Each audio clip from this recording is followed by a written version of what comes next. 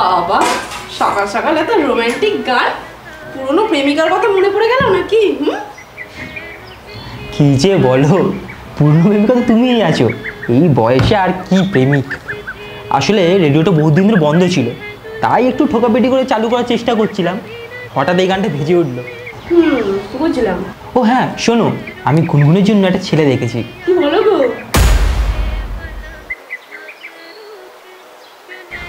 বাবা, আমি পড়াশোনা করছি, গানটা প্লিজ বন্ধ করো।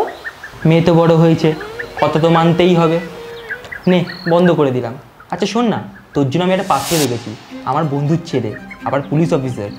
পাওয়া যায়? এখনকার দিনে সুপাত্র কোথায় পাবি? কাল দেখতে আসছে তোকে। কালকেই দেখতে আসবে মানে? আমি তো ছবি পাঠিয়েছিলাম আমার বন্ধু পলাশকে, ওরা তো রাজি, কালই তোকে দেখতে আসছে। বাবা আমি কিন্তু এখন বিয়ে করব না। আরে এরকম ভালো পাত্র পাওয়া যায় না। তুই বড় হয়েছিস, বিয়ে তো একদিন না একদিন করতেই হবে। আর বাবা যখন দেখেছে নিশ্চয়ই ভালো ছেলেই হবে। কিন্তু এখন তো আমার কেরিয়ার তৈরি করার বয়স। শ্বশুর বাড়ি গিয়ে কেরিয়ার গড়ে নিবি।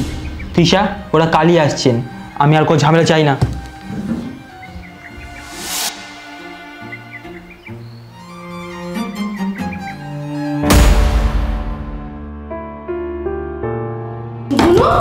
বাবা মা তো তোর ভালোই চায়, বল মা, এরকম করিস না। রাগটা কমার, বাইরে বেরিয়ে আয়। কিছু ক্ষতি করছি না আমি নিজের, জাস্ট আমাকে একটু একা ছেড়ে দাও। এই বাবা মেয়ের ঝামেলায় মাঝখান থেকে আমি ফেঁসে যাচ্ছি।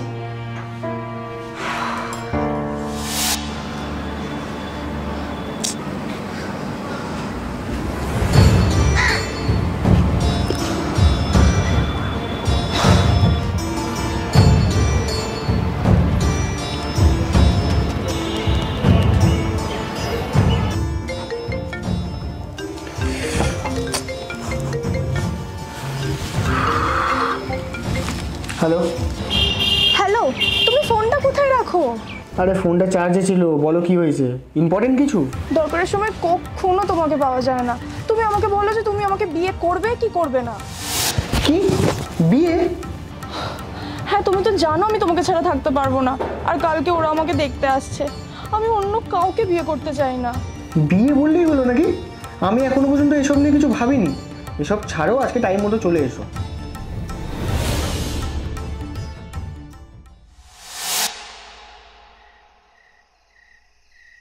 শোন, ওদিকে শুনেছি উইদাউট হেলমেট অনেকে করে, তো একটু ওদিকে চেক আপ কর, আমরা দিকে দেখছি। ঠিক আছে? ঠিক আছে। স্যার একটা গাড়ি আছে। চল চল। দাঁড়ান দাঁড়ান দাঁড়ান দাঁড়ান দাঁড়ান দাঁড়ান দাঁড়ান। Excuse me madam, licence. লাইসেন্সটা এখানে। Thank you. আপনারা সবাই ড্রিঙ্ক করেছেন? বাইরে আসুন, বাইরে আসুন। আরে স্যার ছেড়ে দিন না। আরে স্যার এদিক ওদিক নিন আর ছেড়ে দিন। আরে স্যার কালকে এক্সাম আছে, মুন্ডে পড়তে হবে। ছেড়ে দিন স্যার, ছেড়ে দিন। ছোটবেলা থেকে শুধু ঘুষ দিতে শিখেছো? আরে স্যার মাফ করে দিন না। দেখুন আমার বাড়ি থেকে আমাকে জোর করে বিয়ে দিয়ে দিচ্ছে, তাই একটু একটু খাওয়া হয়ে গেছে। গাড়ি কার নামে আছে? আমার কি নাম তোমার? আমার নাম কি? গুনগুন সেরেস্তা।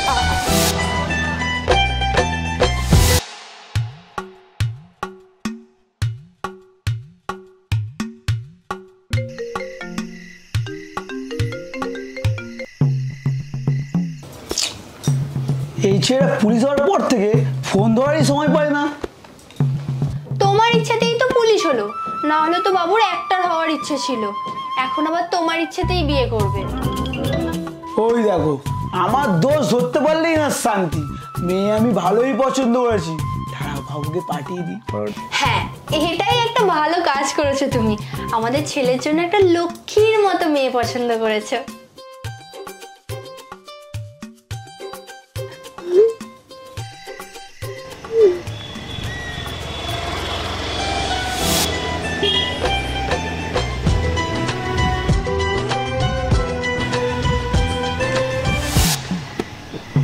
তোমরা কোথা থেকে আসছো? এই তো সামনের রেস্টুরেন্ট থেকে আসছি। শোনো, তোমরা কেউ গাড়ি চালাবে না, পিছনে বসো, আমি ড্রপ করে দিয়ে আসছি তোমাদেরকে। Thank you sir, thank you so much. আচ্ছা বসো পিছনে। আচ্ছা শোনো, তুমি ওদিকটা দেখো, আমি এদেরকে ছেড়ে দিয়ে আসছি, ঠিক আছে? চলো তুমি যাও, বসো।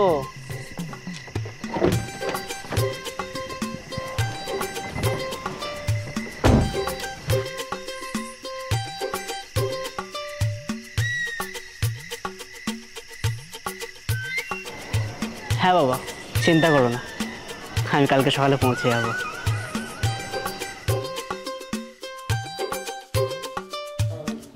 কি বাবু, এত সাজা গুজা কিসে?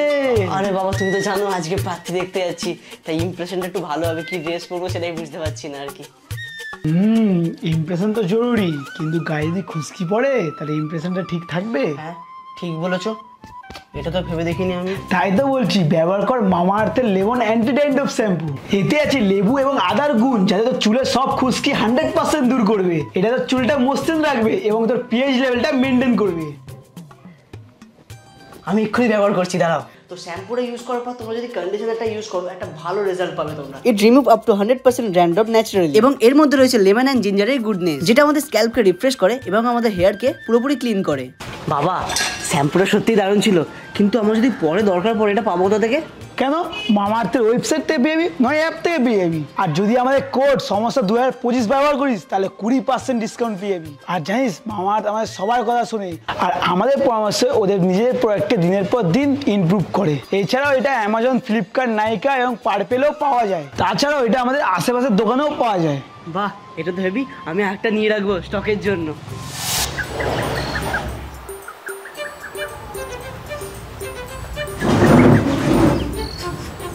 ওই দেখো, এই মেয়ে এখনো ঘুম থেকে ওঠেনি, এক্ষুনি ওই বাড়ি থেকে লোকজন দেখতে এলো বলে। গুনু, হ্যাঁ গুনু, ওঠ না রে মা, এক্ষুনি ওই বাড়ি থেকে লোকজন দেখতে আসবে বল। বাবার মান সম্মানটা নিয়ে ভাবে ছিনিমিনি খেলিস না মা। উফ, আমাকে কেউ দেখবে না। এত যদি বিয়ে করছো তাহলে তোমরা দুজন আরেকবার বিয়ে করে নাও। মাথা থেকে পা পর্যন্ত পুরোটা বাপের মতো হয়েছে, আমার যদি একটা কথা শোনে। আরে আমি আবার কি করলাম? তুমি চুপ করে দাও। উফ, লোকজন না ঠিকভাবে ঘুমাতেও দেয় না। কি যে হয়, এত সকাল সকাল কেন চলে আসে? শোন, এত কথা না আমার একদম ভালো লাগে না। 10 মিনিটের মধ্যে রেডি হওয়া বলে দিচ্ছি, নাহলে আমি সকালে কিন্তু আমার প্রেশারের ওষুধটা খাবো না বলে দিলাম।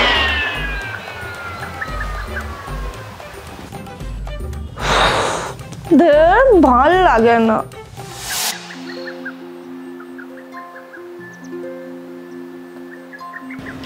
আরে ইনি কে সেই মেয়ে যাকে আমরা ফটোতে দেখেছিলাম? আপনি তো ভারী রসিক মশাই, কি যে বলেন। আরে উনি হলেন আমার একমাত্র ধর্মপত্নী। তুমি না তোমার মুখটা একটু বন্ধ রাখো, সত্যি মাকে বউ বানিয়ে দিচ্ছে। সরি, আমার একটু লেট হয়ে গেল।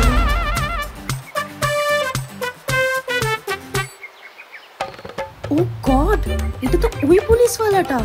যদি সব বলে দেয়, কিন্তু তার মানে এটাও তো ঠিক যে আমায় আর বিয়ে করবে না। আরে মা, কোনো ব্যাপার না, তুমি এখানে আসো, এখানে বসো। আচ্ছা আচ্ছা, আমাদের তো এরকম কথাবার্তা চলতেই থাকবে।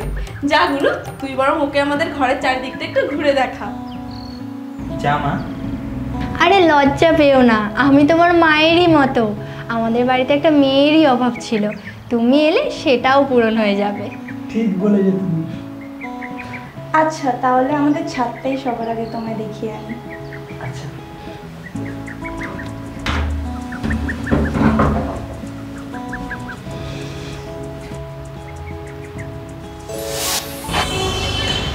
আরে কোনো ব্যাপার না, মাঝে মাঝে আমারও একটু হয়ে যায়। কি? হ্যাঁ, মাঝে মাঝে, লিটল লিটল। কালকে আমাকে ওরকম ড্রিঙ্ক অবস্থায় দেখার পরও আমাকে এতটা কমফোর্টেবল ফিল করানোর চেষ্টা করছে। কি ব্যাপার ম্যাডাম, এত কি ভাবছো? মাঝে মাঝে কেন? হ্যাঁ, যখন কিছু খারাপ যায়, মন খারাপ থাকে, বা কেউ মন ভেঙে দিলে, তখন হয়ে যায়। কিন্তু আপনার মন আবার কে ভাঙলো স্যার? আপনার মন কেউ ভাঙলে আপনি তো তাকেই ভেঙে দেবেন। ধুর, এই আপদটা তো বিদায়ই হতে চাইছে না। কোথায় ফেসে গেলাম এটা আমি? আরে বাবা তাড়াতাড়ি চলে যাও না, এই ছেলেটাকে আমি কি করে এটা বোঝাবো? Please don't call me sir. By the way, তুমি কি এটা বলবে বলছিলে? দেখো, আমি অন্য কাউকে ভালোবাসি আর তাকেই বিয়ে করব। যদি জোর করে আমাদের বিয়ে দেওয়াও হয় তাও আমি অভিরূপকে ছাড়বো না। বিয়ে হয়ে গেলেও আমি তোমার সাথে থাকবো না। কিছুদিন পর ডিভোর্স, আর তারপর তোমার সম্পত্তির 50% আমার। তো তার থেকে ভালো হবে তুমিই না বলে দাও। আচ্ছা, তো এই ব্যাপার, তুমি অন্য কাউকে ভালোবাসো আর তোমার বিয়ে জোর করে আমার সাথে দেওয়া হচ্ছে, তাই তুমি চাও যাতে আমি এই বিয়ে না করে দিই। হ্যাঁ। ঠিক আছে, কিন্তু ঠিক আছে মানে তুমি না বলবে? ওকে, ডিল ডান। ডিল? হ্যাঁ, মানে নো বিয়ে আর নো সম্পত্তির ভাগাভাগি।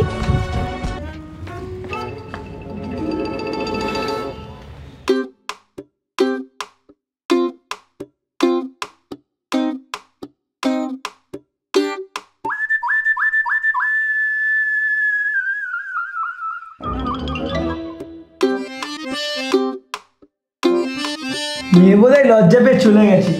কি রে দীপ, তুই কিছু বলেছিস নাকি? না বাবা, আমার এত সাহস নেই যে তোমার হবু বৌমাকে আমি কিছু বলবো। বলতেও নেই, আমি আজ পর্যন্ত আমার বউকে কিছু বলে উঠতে পারলাম না। যত সব, তুমি ওর কথা অত কান দিয়ে না তো বাবা। দেখলে জামাই এখনো হলেও না, আর এখন থেকে শ্বশুরের কমপ্লেন শুরু। কে জামাই? হ্যাঁ, ও তো এখন আমাদের ছেলে। আর আপনাদের কাছে কিন্তু আমার একটা রিকোয়েস্ট আছে ভাই, ও না কদিন আমাদের কাছে থাকবে। হ্যাঁ, আপনিও না, এদিকে আপনি ওকে আপনার ছেলে বলছেন, আবার আমাদের থেকে পারমিশনও নিচ্ছেন।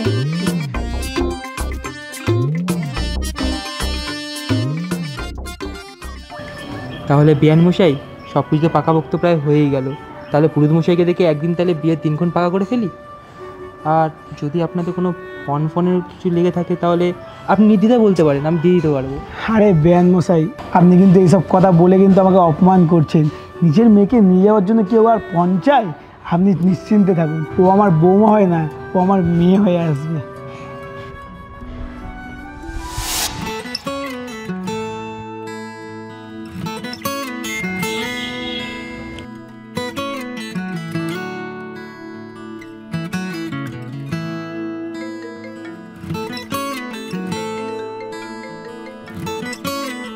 হ্যাঁ বলো, মেসেজ করলে কোনো দরকার ছিল নাকি?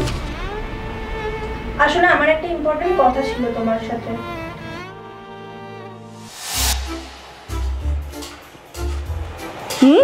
জামাই কি দারুণ ফ্রেঞ্চ ফ্রাই বানিয়েছো গো। হ্যাঁ, ওই না না, ওরা তো না বলে চলে গেল। আরে মা, গুনগুনকে একটু খেয়ে দেখতে বলুন কেমন বানিয়েছি। তুমি একটু আসো, এসে টেস্ট করে যাও।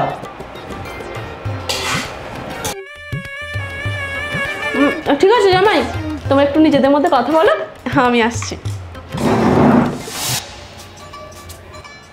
এভাবে আমার দিকে তাকিয়ে দেখো না, আরো প্রেমে পড়ে যাবো। 1 মিনিট রাখো তো একটু। তুমি কিচেনে কি করছো? লোকজনের কি আজকাল না বললেও কানে ঢোকে না? কিন্তু তুমি আমাদের ঘরে কেন রান্না করছো? আরে আমাদের বিয়ে হতে চলেছে, আমার শ্বশুর বাড়িতে আমি যত ইচ্ছা থাকতে পারি। শ্বশুর বাড়ি বিয়ে, তা আবার আমাদের? কিন্তু তুমি তো না করে দিয়েছিলে, তার মানে তুমি কি না করনি? হবু বউ যার এমন হবে, তার সাথে যে বিয়ে ক্যান্সেল করবে তার থেকে বড় গাধা আর এই পৃথিবীতে কেউ নেই। আমাদের বিয়ের সময় চলে এসেছে।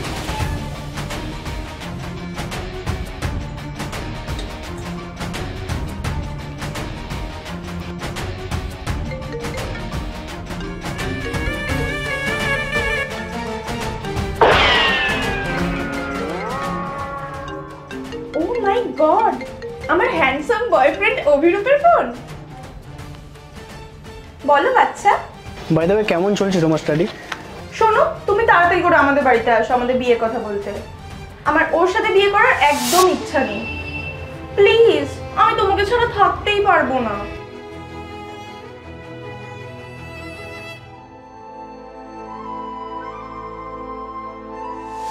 দুরুদি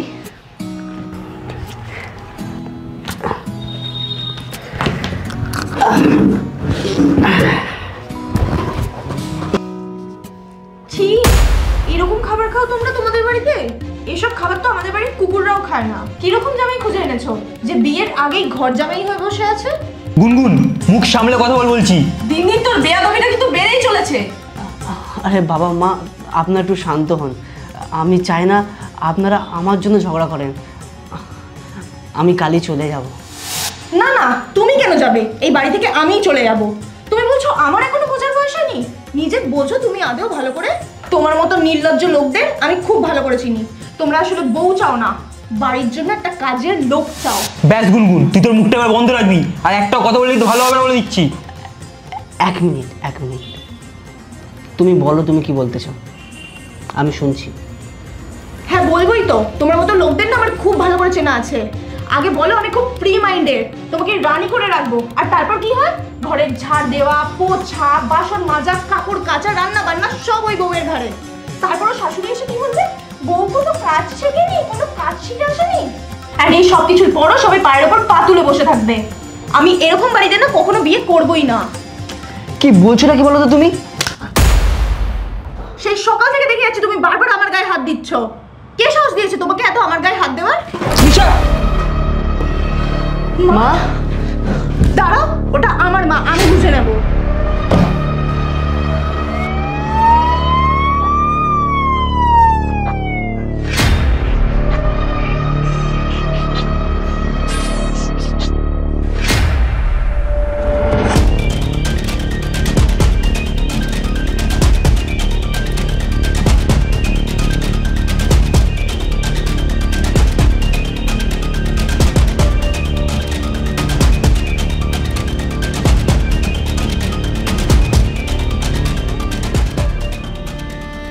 আমি ওকে এত কিছু উল্টোপাল্টা শোনালাম, এত কিছু করলাম, তারপরও এমন একটা সময়ও আমার পাশে আছে। না না, আমার অভিরূপকে একটা ফোন করা উচিত এক্ষুনি।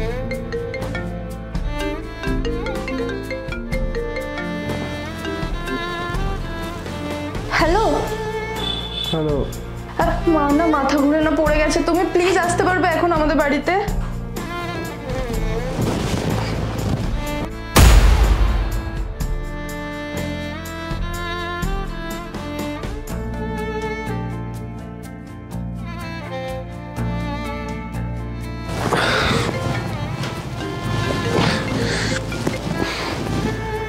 দিলে তো আমার ঘুমের 12টা বাজে। কালকে এক্সাম, সেই জন্য আমি সারা রাত জেগে পড়ছিলাম। এই জাস্ট আমি একটু ঘুমাতে গেলাম আর ফোন করে তুমি বাড়ির গল্প শোনাচ্ছ। মায়ের শরীর খারাপ, ডাক্তারের কাছে নিয়ে যাও না। আমি কি ডাক্তার?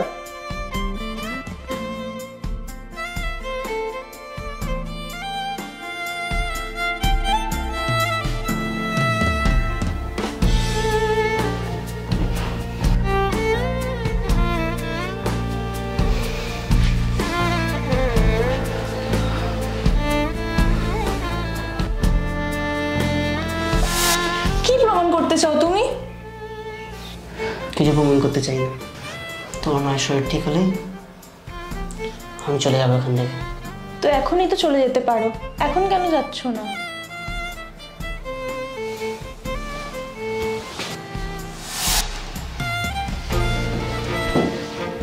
আমার কথার মানে ওটা ছিল না। তুমি চাইলেই চলে যেতে পারতে, কিন্তু এত অপমানের পরও তুমি রয়ে গেলে। আমি অন্য কাউকে ভালোবাসি, তুমি সেটা জানতে, কিন্তু তাও তুমি আমাকে ভালোবেসে গেলে, আমার কেয়ার করে গেলে। কিন্তু কেন?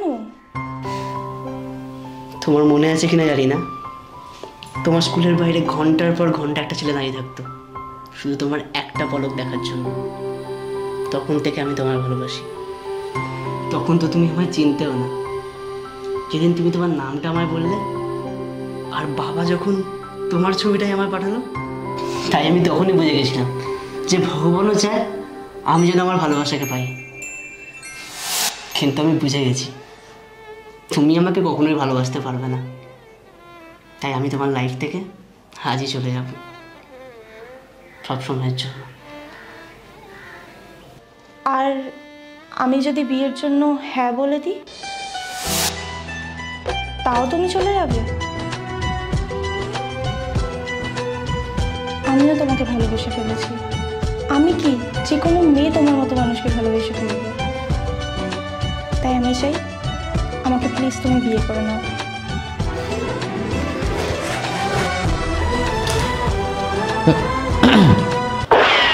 বলছিলাম আপনাদের মা আপনাদের সঙ্গে একটু কথা বলতে চাইছে, তাই আপনারা একটু ভেতরে আসুন।